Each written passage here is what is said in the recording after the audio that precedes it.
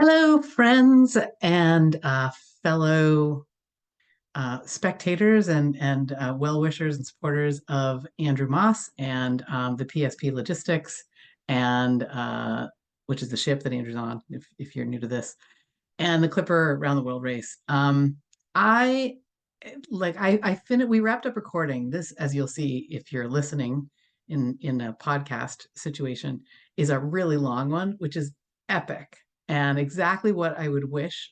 We were talking to Andrew and I were talking today as we're about to record that, like, my goal here is to give the time and space for your questions and for us to really be able to be taken into this race, and it's exciting and awesome and a huge thrill. And I got to thinking, so there's a couple of things I want to just share with you before we get into the episode. The first one is that I got to thinking about splitting up the videos of this so that, like, there'll be shorter clips in the videos and of the video. So for example, like the different questions I'm intending to make into each individual videos, which are going to go into the Where in the World is Andrew Moss playlist, which I'm putting the link to in these show notes, so you'll be able to see that.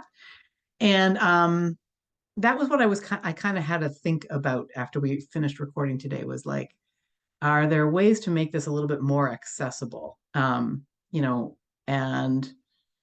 that was one of them that I thought of, was I'm doing shorter videos as a series rather than one long video. So that way, if a question appeals to you or something, you can jump right in there.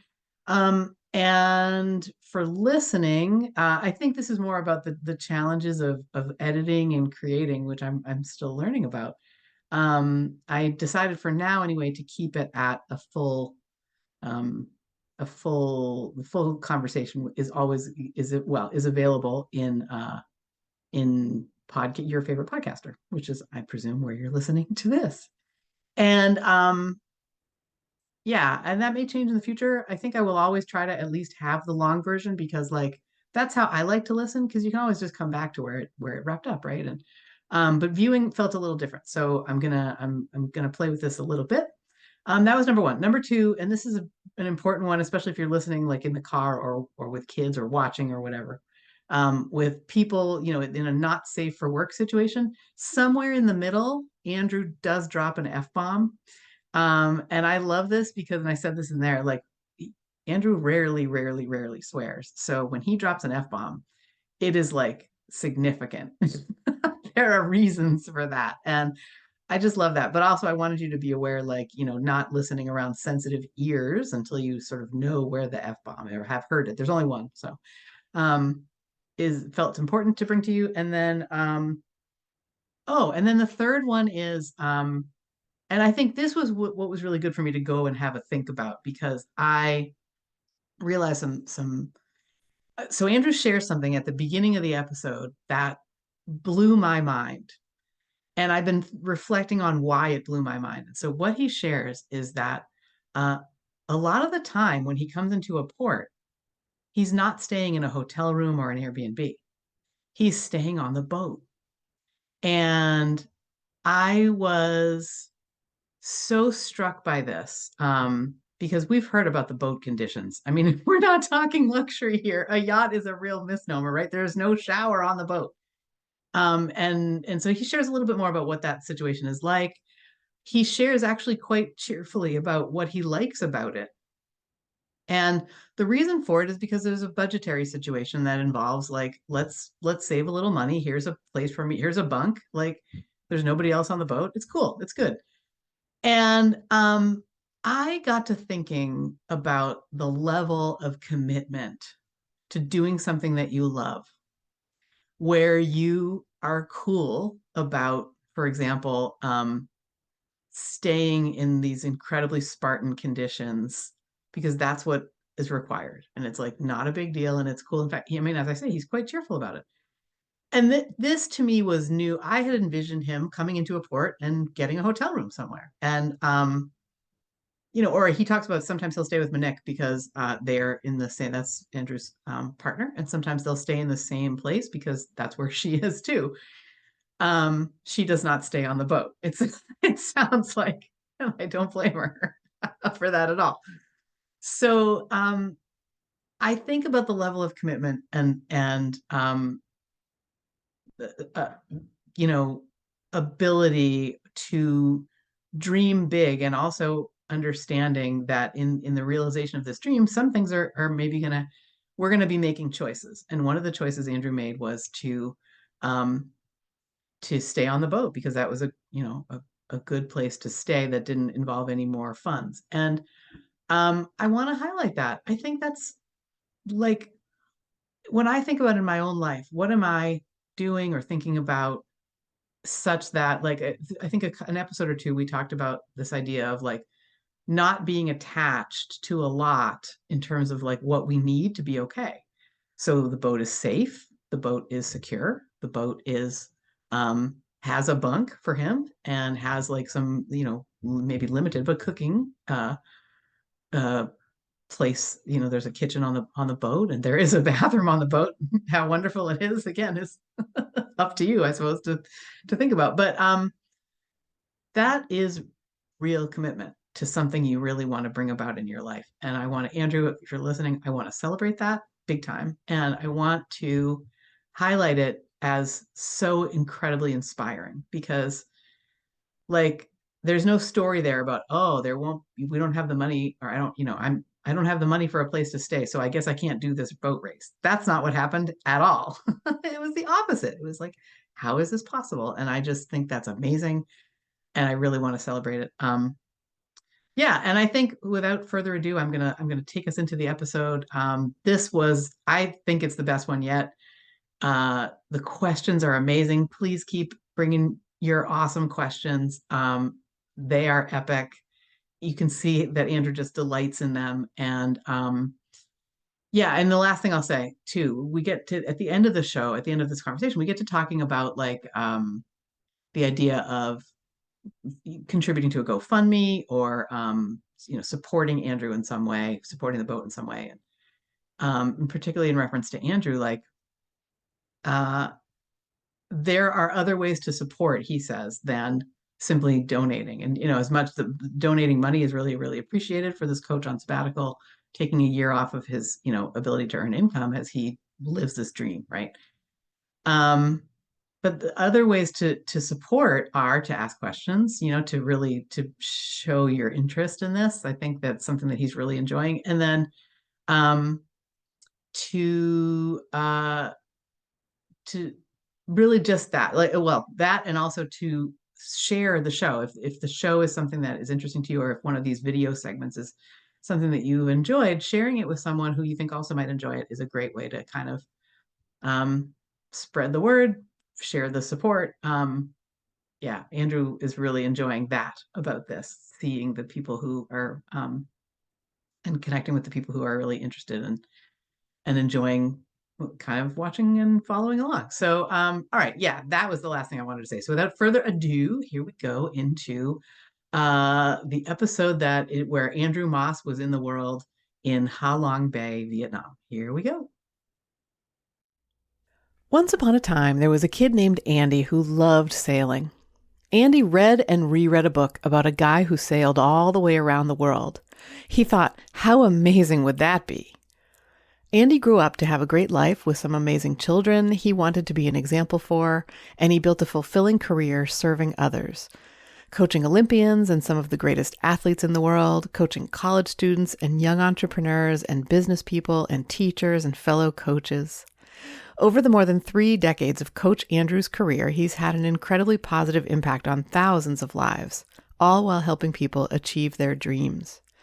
Now, Andrew is embarking on a dream of his own, sailing around the world in the Clipper Round the World race.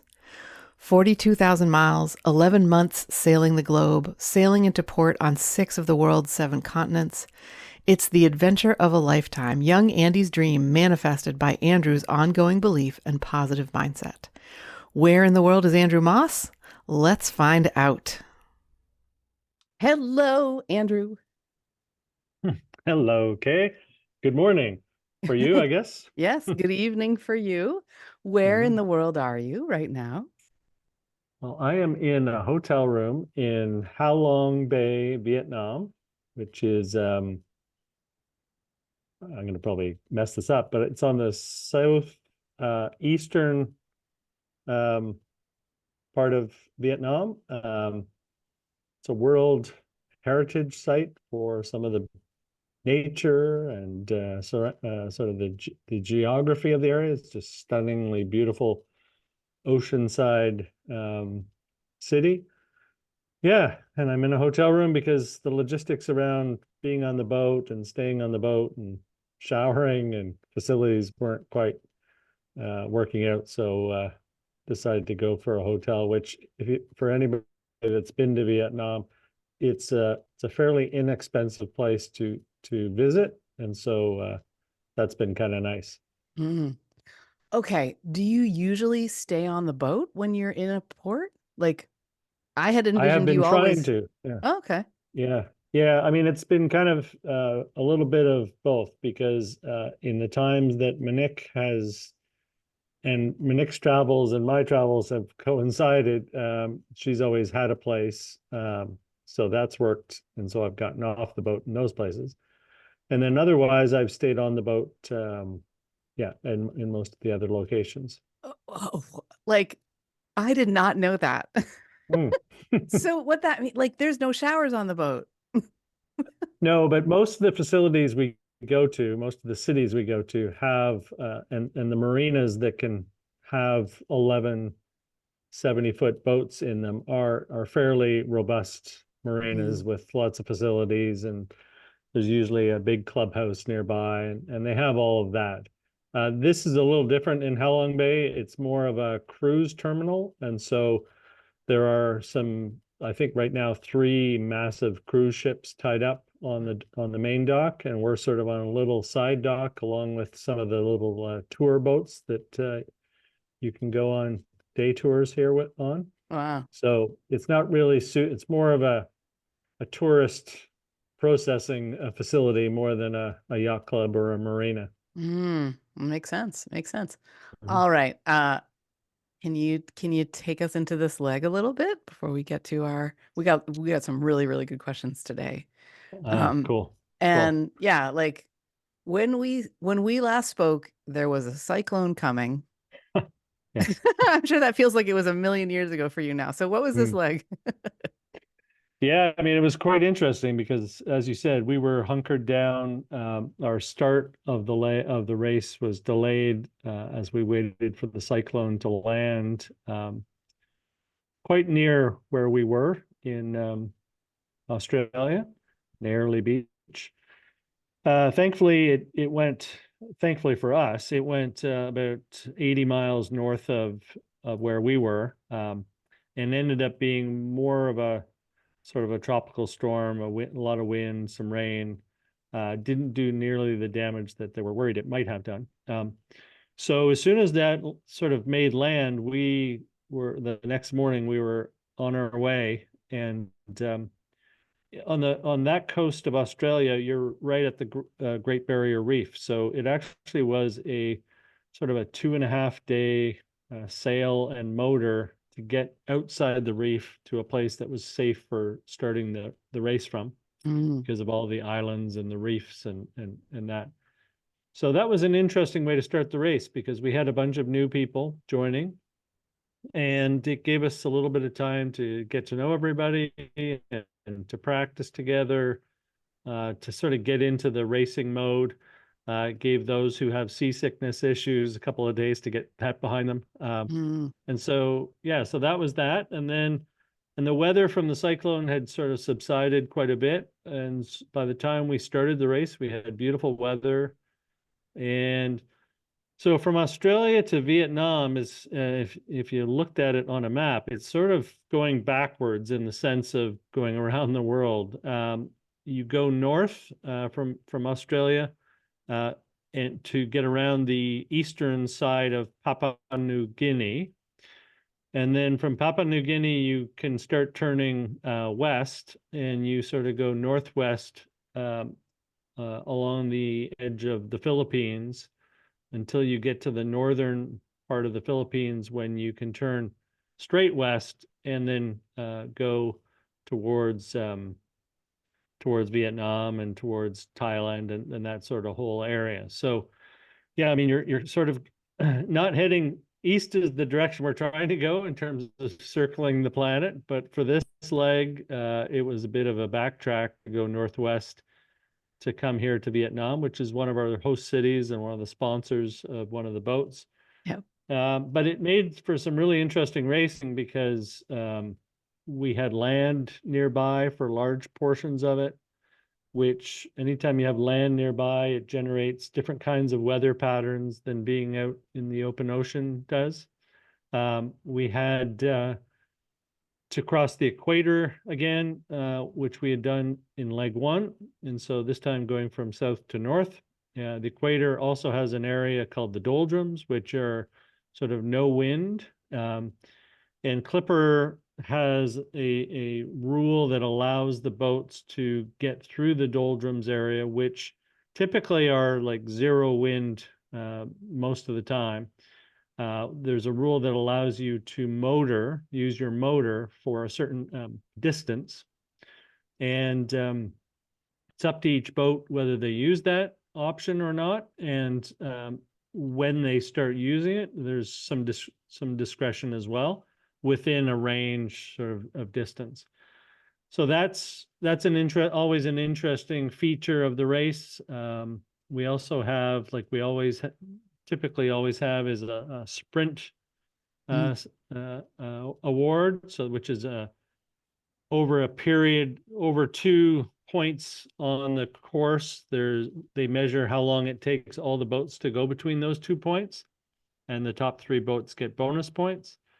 And then we also have a scoring gate earlier in the leg, which is more sort of to test the boats. And if you want to go slightly off course, you can go and get some bonus points. But then, you run the risk of being further behind when you come back. So all of that was in play. We had, I think, 3 pretty major sort of thunderstorms, squalls, major sort of storms barrel through the fleet and pose some significant challenges. But generally, yeah, otherwise, beautiful conditions. I think we arrived 2 days before the expected arrival date of the boats. So all the boats were quite fast doing the crossing, and generally everybody arrived in fairly good shape from a boat perspective. Not too much damage. So it was an interesting one. Yeah, we ended up finishing. Well, we can get to this. Well, that's probably just what you're about to ask. So I'll stop there. Yeah, it's interesting because there's some things about this leg. One was you were like repair angels for a couple of other boats in the doldrums, which and well, do we want to kind of put a pin in this? Because I feel like there's so much that was interesting about this particular crossing. And also we want to get to these amazing questions. So how do you want to run it? Well, yeah, let me just fill in a couple of more details. So yes, sort of from a performance perspective, we started the race not very well. I think we were at the very back of the pack within the first day. But something was interesting with the crew this time, which was like everybody just got clicked in and focused, and we're not happy about being at the back of the pack, and we're really, really determined to do something about it. And we very quickly started just sort of catching one boat at a time. And as soon as we caught one, we'd focus on the next one. And we really, really worked our way up through the field. I'd say we were about middle of the field-ish at the time when we received a call on our satellite phone from the Clipper headquarters. One of the boats, the first call was around one of the boats who had lost their generator. And so their generator on the boat would typically be able to provide the power to run all the electronics, charge any other equipment that people had, personal phones and all that stuff. So if you don't have the generator running, then you have to run the engine obviously in neutral, and you're burning a lot of fuel. Mm.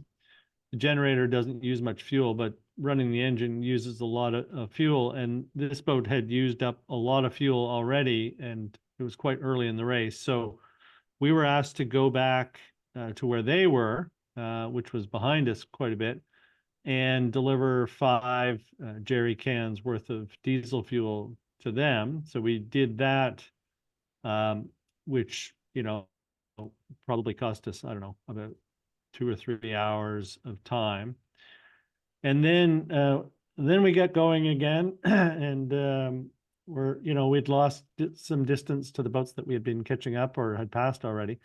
And then we got another call to help another boat, which was also they were having significant issues with their engine, and had thought that they had an engine fire, but it turned out to be a part that was overheating. Mm. So and at this time we were in the motoring zone, and so the request was for us to go back and tow them until such time that they were sort of through the majority of the motoring zone, and they would be able to resume sailing from there. And the only motoring that would be left would be at the very end when another boat could help them.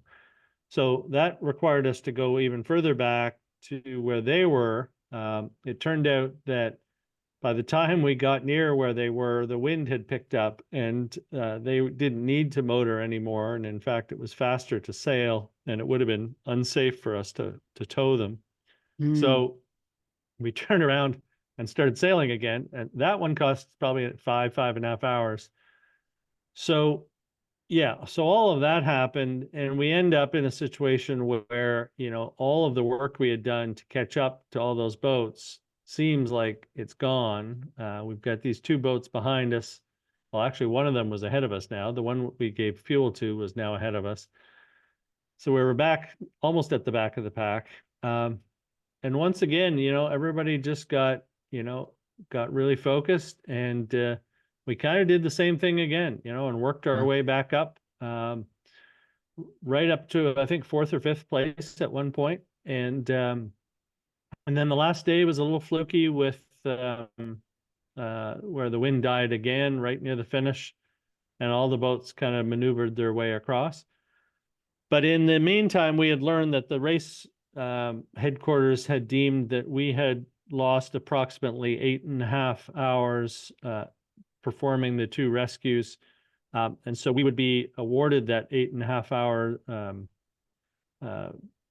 allowance off of our finish time. So even if a boat might have, just nipped us at the finish line, we were going to be considered 8.5 hours ahead of the time that we actually finished at. So I think we finished across the finish line in 8th place, but our final placing is 6th place. And I think everybody feels like we probably had a top 3 in us for sure, the way we were sailing, when we were sailing, and when we weren't doing all the other stuff. But, I think all in all, everybody felt pretty good, and felt proud of the way the team, performed and responded to all the different situations that we had. I mean, that was, for so many reasons, this was an exciting one to be watching. The tone in the skipper's logs was like, I don't know, something shifted. You said it earlier, like there was something different about this leg, and the motivation and the excitement, and the watches were called Pina and Colada. Like Yes. those are the fun things that just I think they must make the culture on the boat too, because like we hear about them and it's so delightful. The silliness, the camaraderie, Yeah, no, there's a very good vibe on the boat. I think and I think probably some of the questions refer to this. It's, again, I think we changed 6 people over in Australia, and so you never really know what the subtraction and then what the addition, how that's going to play out, right? Like there's the core group. We lost one of our core group who stepped off the boat in Australia to deal with some personal matters. So, and he was a really integral part of sort of the culture that we were setting. So I think, to be honest, when we left Australia, we weren't really sure how it was all going to play out, Mm. people wise. But yeah, I think even having those 2 days that I mentioned to prep before the actual racing started, and to be sailing together and, on our shifts together and all that, that really helped. It really helped set a tone. It gave us some time to bring everybody up to speed on the way we do things on the boat, and for us to get to know what they had to offer, because we haven't, most people may not understand this, but we have not met all the people that we're going to sail with, oftentimes until they step on the boat. And Yeah. so, there was 5 separate trainings done to cover the whole group that will have done all or parts of this race on our boat. So it's very likely you have not sailed with the vast majority of the people.